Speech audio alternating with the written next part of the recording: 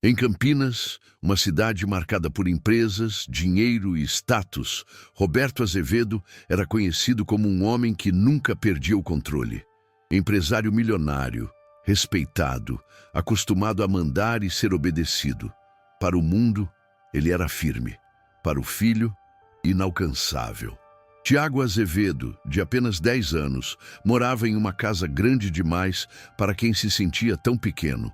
Tinha videogames, roupas caras, uma escola renomada, mas também tinha dias silenciosos demais.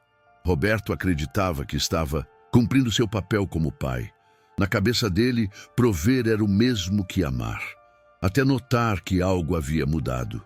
Tiago passou a chegar em casa diferente, mais leve, mais falante, ria sozinho, contava histórias simples, parecia genuinamente feliz. Roberto observou aquilo com estranhamento. Em vez de orgulho, sentiu desconfiança. Essa alegria não vem do nada, pensou. Foi então que ele descobriu. O motivo do sorriso do filho não era um novo brinquedo, nem um jogo caro.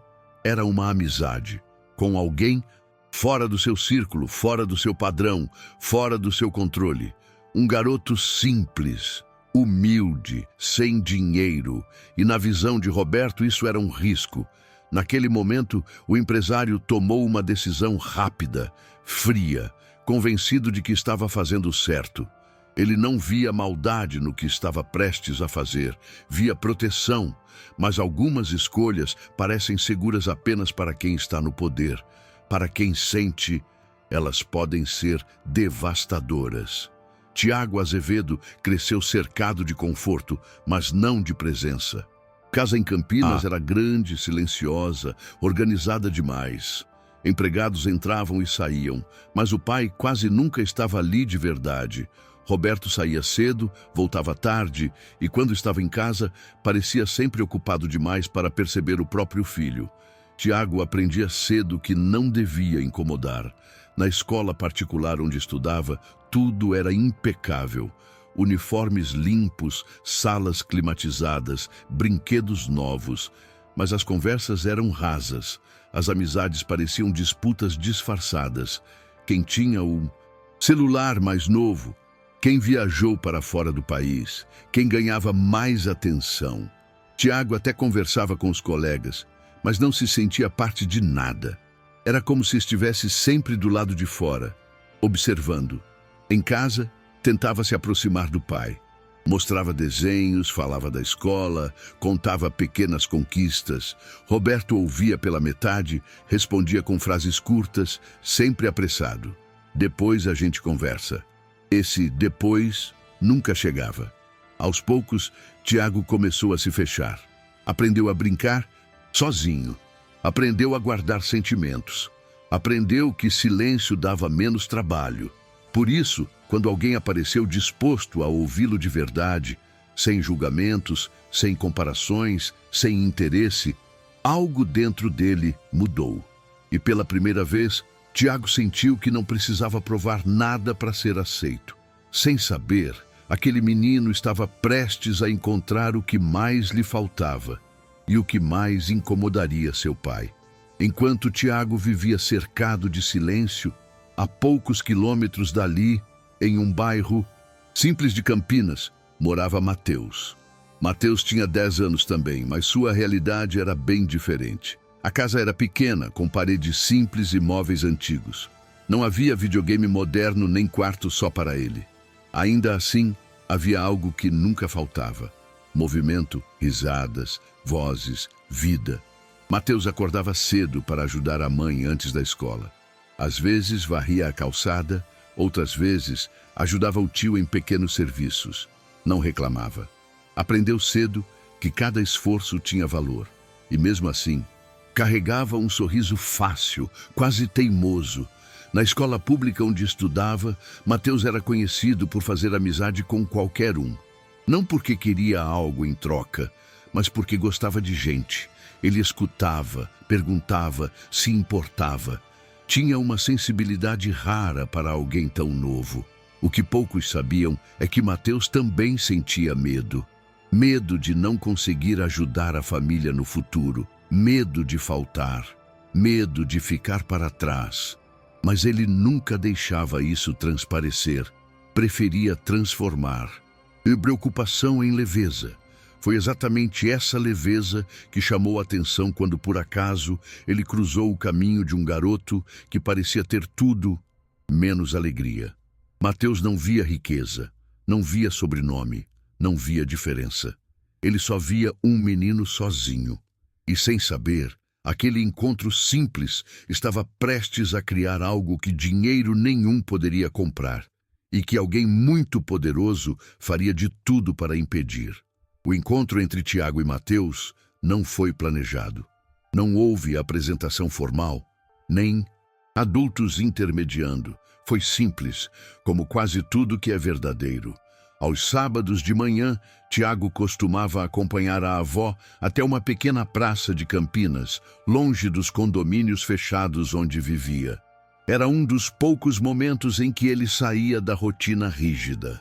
Enquanto a avó conversava com outras senhoras, Tiago ficava sentado, observando as pessoas passarem sempre em silêncio. Foi ali que Mateus apareceu. Ele jogava bola com outras crianças, usando chinelos gastos e uma bola velha, já sem cor definida. Em um chute mais forte, a bola escapou, rolou pela calçada e parou bem aos pés de Tiago. Os dois se olharam por alguns segundos. Tiago hesitou. Não sabia exatamente o que fazer. Não estava acostumado a interagir fora do seu ambiente controlado. Mateus, ao contrário, se aproximou sem pensar duas vezes. Foi mal. Pode chutar de volta? Perguntou com um sorriso aberto. Tiago devolveu a bola, meio sem jeito. Mateus agradeceu, mas não foi embora. Percebeu algo naquele olhar, tímido, algo familiar. Você quer jogar também? A pergunta pegou Tiago desprevenido. Ninguém nunca o convidava assim, de forma direta, sem interesse algum. Ele olhou para a avó, que assentiu com a cabeça, incentivando. Foi ali, naquele chão irregular da praça, que Tiago jogou bola pela primeira vez, sem medo de errar. Caiu, riu, perdeu o fôlego. Mateus comemorava cada lance como se fosse final de campeonato. Quando o jogo acabou, os dois sentaram no meio-fio, suados e sorrindo. Você vem sempre aqui? Mateus perguntou. Tiago balançou a cabeça, ainda sorrindo, como se tivesse acabado de descobrir um mundo novo. A partir daquele dia, os sábados ganharam outro significado. Eles passaram a se encontrar sempre que podiam. Não importava a diferença de roupa, de casa ou de vida. Ali eram só dois meninos dividindo risadas, histórias e sonhos simples. Sem perceber, Tiago estava aprendendo a ser criança e Mateus estava ensinando, sem esforço algum. Mas nem toda alegria passa despercebida, e alguém começaria a observar essa amizade com olhos muito diferentes. Com o passar das semanas, a praça deixou de ser apenas um ponto de encontro. Para Tiago, virou um refúgio. Para Mateus, uma certeza. Eles já não precisavam marcar nada. Bastava chegar e olhar em volta. Um sempre encontrava o outro. Tiago começou a esperar ansiosamente pelos sábados. Durante a semana, a escola parecia ainda mais vazia, ainda mais mecânica. Mas agora ele tinha histórias para contar, risadas, guardadas, algo só dele. Mateus ensinava coisas simples: soltar pipa com linha improvisada, brincar de esconde-esconde entre árvores, inventar jogos sem regras rígidas. Para Tiago, tudo aquilo era novidade. Ele errava, tropeçava, ria de si mesmo e pela primeira vez não se sentia julgado. Em troca, Tiago compartilhava pequenos luxos sem perceber. Um lanche a mais, um brinquedo esquecido na mochila, um desenho bem feito, mas nunca como superior, sempre como alguém que queria dividir, não impressionar. Mateus aceitava com naturalidade, mas nunca se aproveitava. Às vezes recusava, às vezes fazia questão de devolver com algo simples: um chaveiro velho, uma bolinha de gude, um sorriso sincero. A amizade começou a transformar Tiago por dentro. Ele passou a falar mais em casa, a fazer perguntas, a demonstrar sentimentos. Até os professores notaram a mudança. O menino, antes calado, agora participava, errava sem medo, levantava a mão. E foi exatamente essa mudança que chamou a atenção de Roberto. O pai começou a notar que o filho já não se fechava no quarto, que ria sozinho, que parecia feliz demais. Aquilo o incomodava. Roberto não perguntava, observava, e aos poucos passou a investigar. Quem era aquela influência? De onde vinha aquela mudança tão repentina? Ele ainda não sabia, mas estava prestes a enxergar aquela amizade não como algo bonito, mas como uma ameaça. Roberto Azevedo sempre acreditou que conseguia ler as pessoas com facilidade. Anos no mundo dos negócios ensinaram a desconfiar antes de confiar. Para ele, tudo tinha um motivo oculto. Nada era inocente demais. Foi por isso que, em uma manhã de sábado, decidiu observar o filho à distância. Estacionou o carro próximo à praça, ficou dentro, com os vidros parcialmente fechados. Viu Tiago correr, cair, levantar, rir alto, algo que ele não via há anos. Mas seu olhar não se fixou no filho. Se fixou no outro garoto, Mateus. Roberto analisou cada detalhe. As roupas simples, o jeito solto, a forma como se aproximava. Na mente dele, aquilo não era espontâneo. Era influência, talvez interesse, talvez algo pior, segundo seus próprios preconceitos. Ele não desceu do carro, não se apresentou, não conversou. Preferiu tirar conclusões sozinho. Naquele mesmo dia, Roberto pediu informações. Descobriu onde o garoto estudava, onde morava, com quem vivia. Cada dado reforçava uma narrativa que ele mesmo construía. Não é do nosso meio, não tem futuro, não é boa companhia. À noite, chamou Tiago para conversar.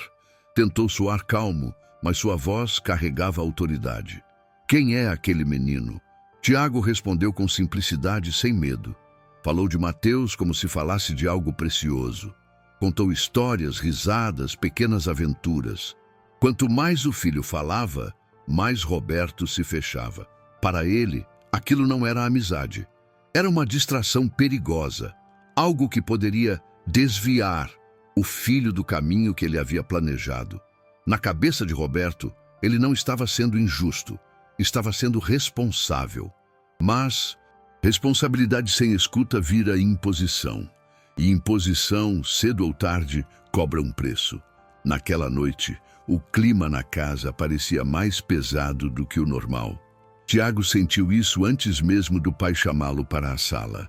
Roberto estava sentado no sofá, postura rígida, mãos cruzadas, olhar sério demais para uma simples conversa. Tiago sentou à frente dele, ainda sem entender o que estava por vir. "Eu não quero mais você andando com aquele garoto", disse Roberto direto, sem rodeios. A frase caiu, como algo que Tiago não sabia nomear. Não era raiva, não era tristeza, era uma mistura de choque e medo. "Mas por que, pai?" Ele perguntou com a voz baixa. "Ele é meu amigo." Roberto respirou fundo, como se estivesse explicando algo óbvio. Falou de diferenças, de realidades incompatíveis, de más influências. Usou palavras grandes demais para alguém tão pequeno ouvir. Em nenhum momento perguntou como Tiago se sentia. Apenas afirmou: "Você não precisa ajudar ninguém. Não é seu papel." "Mas eu só..." Tiago tentou falar. "Já decidi", interrompeu o pai. "Isso é para o seu bem." Ali, Tiago entendeu algo que nunca tinha entendido antes. A decisão já estava tomada antes mesmo da conversa começar. Naquele instante, não perdeu apenas um amigo, perdeu a chance de escolher. No sábado seguinte, Tiago foi à praça, mas não teve coragem de atravessar a rua. Viu Mateus ao longe, esperando, olhando em volta. O coração apertou. Ele quis correr, explicar, pedir desculpas. Mas a voz do pai ecoava mais alto. Mateus esperou. Depois sentou. Depois foi embora sem entender. E aquela ausência começou a doer mais do que qualquer castigo. Depois da proibição, a casa voltou ao que sempre foi. silenciosa, organizada, fria. Tiago passou a cumprir a rotina sem questionar. Ia à escola, voltava, fazia as tarefas, entrava no quarto. Mas algo havia mudado. O brilho que tinha surgido desapareceu tão rápido quanto veio. Ele não falava mais dos sábados, não ria sozinho, não perguntava nada. Escola, os professores notaram. O menino participativo voltou a se esconder. Erros passaram a incomodá-lo novamente. Ele tinha medo de errar, como se qualquer erro pudesse afastar mais alguém importante. Em casa, Roberto interpretou o silêncio como obediência. Para ele, era sinal de que havia feito a escolha certa. O filho estava no eixo, novamente. Do outro lado da cidade, Mateus também sentia a mudança. No primeiro sábado, esperou. No segundo, tentou convencer a si mesmo de que era coincidência. No terceiro, entendeu. Ele não chorou, não reclamou, apenas ficou confuso. Tentava lembrar se tinha feito algo errado. Pensava se havia falado demais, se tinha pedido demais, se tinha sido demais. Mateus continuou indo à praça por um tempo. Depois parou. A amizade que tinha surgido de forma tão natural foi desaparecendo sem despedida, sem explicação, sem fechamento. E o que ninguém percebeu naquele momento é que não eram apenas duas crianças sofrendo. Era um ciclo antigo se repetindo, silencioso, teimoso, invisível. Roberto sempre acreditou que havia deixado o passado para trás. Construiu fortuna, respeito, autoridade, tudo aquilo que um dia disseram que ele nunca teria. Mas algumas memórias não pedem permissão para voltar. Certa noite, ao passar pela sala escura, Roberto ouviu Tiago rindo baixinho no quarto. Não era uma risada solta como antes. Era contida, quase nostálgica. Aquilo o fez parar no corredor. Aquela cena despertou algo que ele não esperava. Roberto se lembrou de si mesmo muitos anos antes. Um garoto simples, criado em um bairro humilde, que um dia fez amizade com alguém fora do seu lugar. Um amigo que dividia lanches, sonhos e tardes inteiras na rua. Na época, foi o pai dele quem interferiu. Disse que aquela amizade não levava a nada, que ele precisava pensar grande, que sentimentos não colocavam comida na mesa. Roberto obedeceu e nunca mais viu o amigo. A lembrança veio acompanhada de um aperto antigo no peito. Aquele que ele achava ter superado. Percebeu, com desconforto, que havia repetido o mesmo discurso, usado as mesmas palavras, tomado a mesma atitude. Ele se convenceu por anos de que aquela decisão do passado tinha sido necessária. Mas, olhando para o próprio filho agora, não parecia tão certa assim. Pela primeira vez, Roberto se perguntou se o sucesso que conquistou não tinha custado mais do que ele admitia. E essa dúvida começou a rachar a certeza que ele sempre teve de estar certo. Na manhã seguinte, Roberto acordou diferente. Não era arrependimento claro, nem culpa assumida. Era algo mais incômodo, a sensação de ter falhado onde acreditava ser infalível. Ele observou Tiago em silêncio durante o café. O menino comia sem pressa, olhar distante, educado demais para alguém de 10 anos. Não reclamava, não pedia, não insistia. E foi isso que mais doeu. Roberto percebeu que o filho não tinha se tornado mais responsável. Tinha se tornado mais contido. Pensou em Mateus. Pensou na praça vazia. Pensou na infância que ele mesmo perdeu, tentando agradar expectativas que não eram suas. Pela primeira vez, entendeu que algumas oportunidades não esperam maturidade. Elas passam uma vez só. Mas o orgulho é um adversário cruel. E Roberto demorou demais para agir. Quando finalmente decidiu procurar o garoto, a praça já não era mais a mesma. As crianças tinham mudado, os horários eram outros. Mateus não estava lá. Talvez tivesse crescido rápido demais. Talvez tivesse aprendido cedo demais que algumas amizades não sobrevivem ao peso do poder. Roberto voltou para casa com uma certeza amarga. Dinheiro constrói muros. mas não reconstrói momentos. Tiago cresceu. Nunca falou daquela amizade, mas em certos dias ainda olhava pela janela como quem espera algo que sabe que não vai voltar. E Roberto aprendeu, tarde demais, que o maior erro não foi perder o amigo do passado, foi ensinar o filho a fazer o mesmo.